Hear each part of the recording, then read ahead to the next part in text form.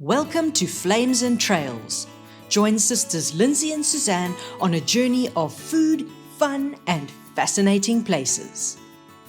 Our adventure begins on the summit of Spitzkop, the highest accessible peak in the garden route. Standing at 918 meters, Spitzkop, meaning pointed hill, offers one of the most spectacular views in the Western Cape. From this vantage point, we're treated to a stunning 360-degree panorama that stretches from the majestic mountains to the sparkling sea.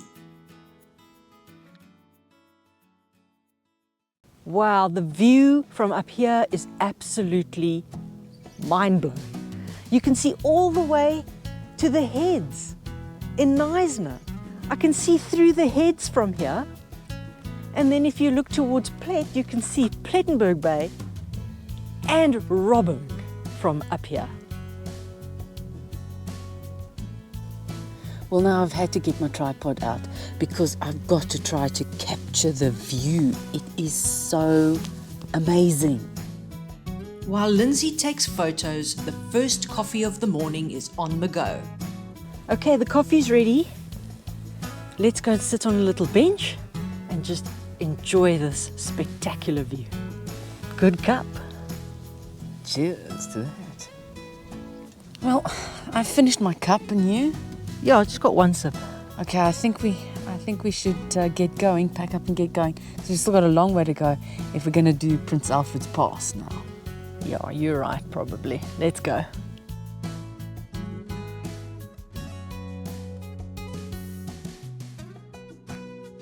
The crisp air and panoramic views have invigorated us, and now we head back down from Spitzkop, eager to see what more the journey has in store.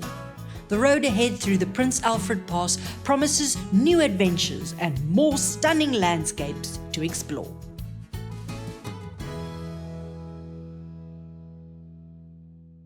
Not far down the road, we stop at the Valley of the Ferns picnic site. Since it's too soon to have another cup of coffee, we do the short walk through the lush forest instead. This 450-meter route takes us through a dense stand of tree ferns.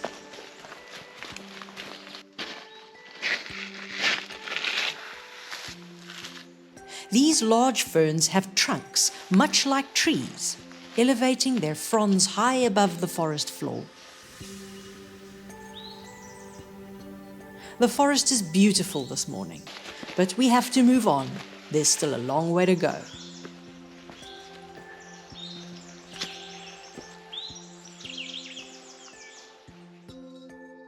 Back on Prince Alfred Pass, the indigenous forest gives way to plantations at the Buffels Neck Forestry Station, the second highest point on the pass. We stop at the intersection with the Paardepoort Pass, where Strydom van der Merwe's Calling the Herd land art piece stands. So this is land art, a land art installation by the name of Calling the Herd. It was put up here with the Eden to Addo corridor, and it is supposed to be representative of, well, trumpeting, like the elephants do, to call the herd back, to migrate along their old migration routes between the Knysna forest and Addo. So I think you can actually, there's little holes in the structure that you can blow into, and then it's supposed to make some kind of a sound similar to trumpeting of an elephant, but I don't know if it works. Let's try.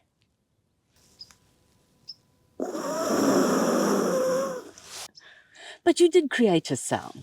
Not very elephantine, but you created a sound nonetheless. Oh, fantastic. Well, now after Suzanne's elephant trumpeting, calling the herd, I think we need to get on the road and continue on through with the rest of Prince Alfred's Pass towards Uniondale. Yes, let's go. The Prince Alfred Pass between Knysna and Uniondale at 68.5 kilometers is the longest publicly accessible mountain pass in South Africa. It is also the second oldest unaltered pass still in use. It was built by the famous Thomas Bain and is considered to be his greatest work. The pass descends into the Keerbooms River Valley, where the charming little settlement of Vlugt lies. Bain chose to build a home for his family here, and it is where we will stop at the Plaaskind Farmstall for some of their extremely delicious cake.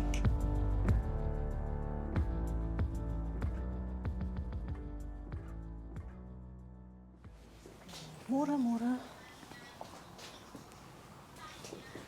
Môre.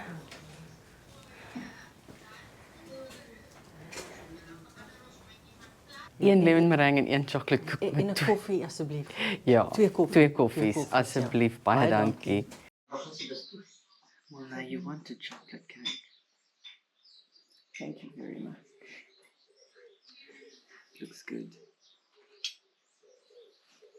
Your lemon meringue.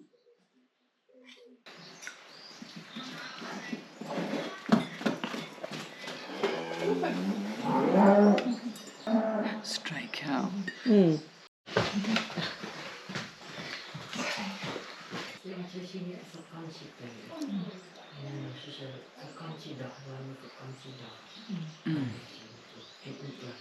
Very good. Oh, there's fudge too. Go with the fudge then. I'm going to buy yourself a kitty. These two, please. And then it was the 2 coffees, a chocolate cake, and a lemon And meringue. lemon meringue, yeah. Well, thank you so much, guys. Thanks so much. Thank you. Enjoy. Drive Thank safe. you. Yeah. Thanks so much. It's a pleasure. Right. Thank you. Cheers. Bye. Bye. Full of cake and coffee, it's time to resume the pass in the direction of Avontuur. But first, we have to cross the Keerbooms River. Now we begin what is arguably the most beautiful section of the pass, where the road crosses the river 7 times. This is the narrowest part of the pass, where you can see good examples of Bain's famous dry stone walls that are still holding up the pass today, 156 years after its official opening in 1868. The rocks were broken into triangular pieces, using first fire, then cold water. The pieces were then hand-packed with an inward tilt of 15 degrees. They were backfilled with sand and smaller rocks, creating friction and making the walls stronger as the height and weight increased. You're brave on the edge. Oh, yes. There's a good sense of how the pass was built when you go and look closely at the dry stone walls. Look what I found here, just a little walk up the pass. Oh, it's a beautiful little waterfall, huh? Wow. I think there's another waterfall upstream, just around the next bend.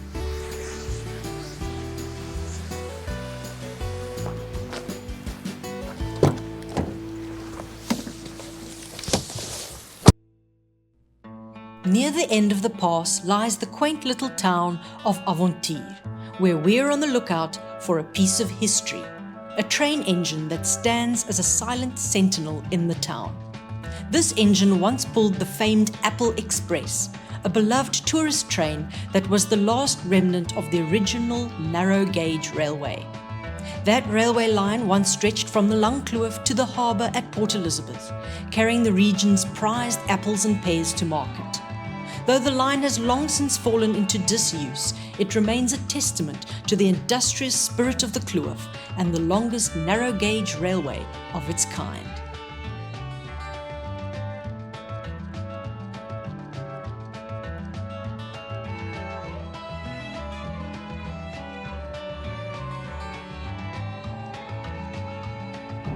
Well, now we're driving along the Langkloof in the direction of Oudtshoorn, but I'm sure there's a gravel road somewhere that turns off that we don't have to do the tar road to Oudtshoorn. Yes, I think it's a very tiny little turnoff that we're going to have to hunt for, to find. but I'm sure we'll find it. And we did find it, Paardepoort, or the Pass of Horses. This little poort seems to have been forgotten, but a closer look reveals an old road with substantial retaining walls, similar in style to those of Bane.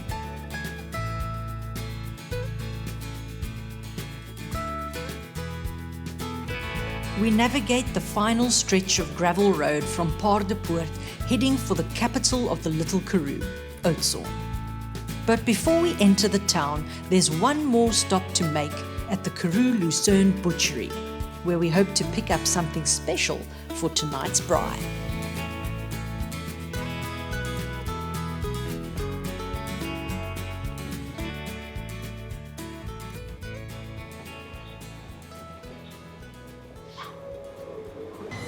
There's kudu steaks. Ooh, nice.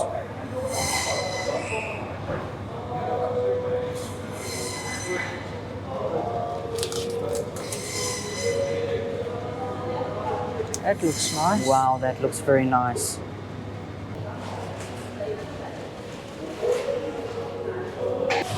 Hallo, julle droewors, is dit kudu of bees? Yes. Kan ek 'n halwe kilo kry asseblief?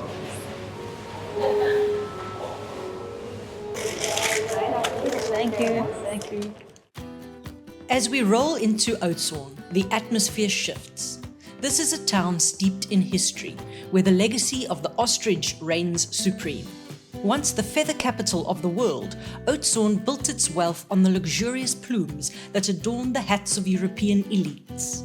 Today that heritage lives on, not only in its grand feather palaces, but also in places like the Ostrich Emporium. This stop is a must, offering a glimpse into the town's storied past and a chance to discover the many ways ostriches continue to shape the culture and economy of this unique region. Feather duster. Very handy ostrich feathers in all different colours. Ooh, feather boa. Now, do I look good? Ostrich leather. An egg? It's equal to 24 chicken eggs, right? Yes. Well, you can get yourself a pair of ostrich leather velskoene over here. You can see these from space. Yes. Anything ostrich for you today? No, I don't think so. Would you like anything? No, but it's very interesting just to come and have a look at all the products, everything that gets made from the ostrich, not only the leather but the feathers and the meat.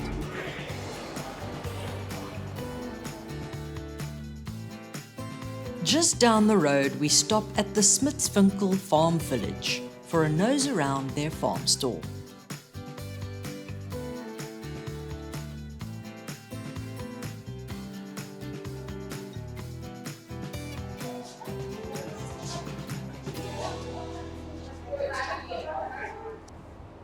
Wow. Now, should we have this with our steak? Do you think that's going to be enough? I don't know, you can never have too much Tabasco. We need something with our steak.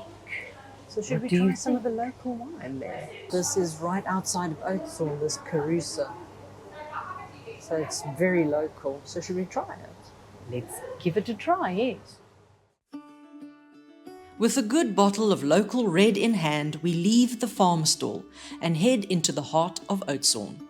As we drive down one of its wide, sun-soaked streets, the main thoroughfare that leads towards the towering Swartberg Mountains, we're surrounded by beautiful old buildings that add to the charm and character of this little Karoo town. As we continue our journey, we enter Schoemanspoort. Though it may be the lesser of three major poorts through these rugged mountains, it certainly doesn't lack in beauty. The road winds through the landscape, offering a scenic drive framed by towering cliffs and lush vegetation. A perfect route to our accommodation for the night.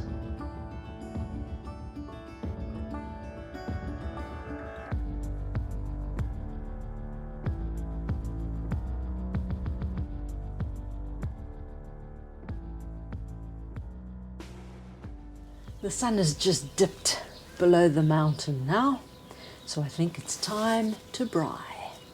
Just going to pack my fire.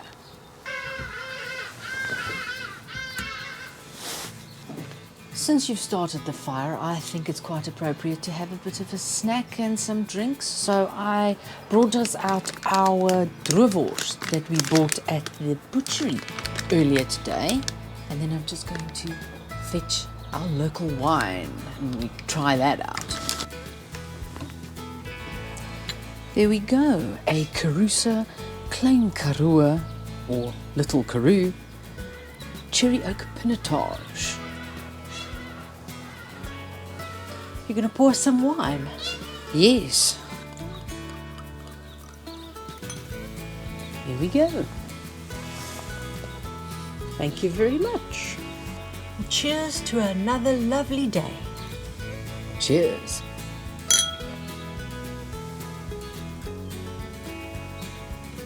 Very large piece of droewors.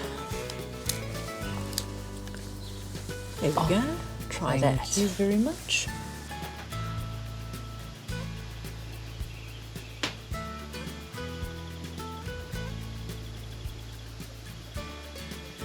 Okay, it's time for the kudu steaks. I've put some salt and pepper on them. And now it's time to braai.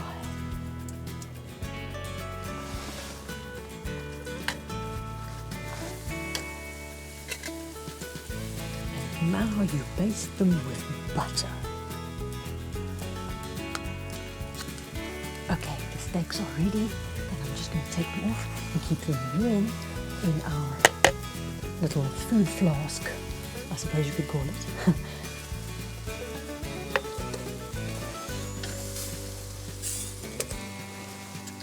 Sizzling steaks.